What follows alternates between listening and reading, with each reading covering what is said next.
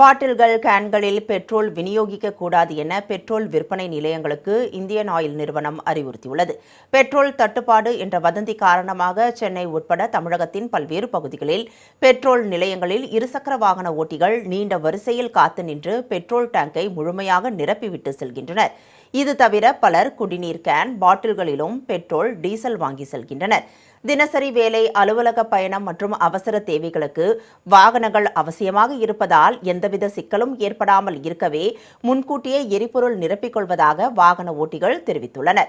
இந்நிலையில் பாட்டில்கள், கேன்களில் பெட்ரோல் விநியோகிக்கக்கூடாது என்று பெட்ரோல் விற்பனை நிலையங்களுக்கு இந்தியன் ஆயில் நிறுவனம் அறிவுறுத்தியுள்ளது.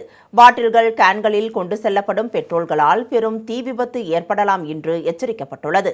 பெட்ரோல் நிலையங்கள் இதுபோன்ற பாதுகாப்பற்ற முறையில் பெட்ரோல் வழங்க வேண்டாம் என்றும் வாகனங்களில் மட்டுமே பெட்ரோலை நிரப்ப வேண்டும் என்பதே சட்ட விதி என்றும் இந்தியன் ஆயில் நிறுவனம் தெரிவித்துள்ளது.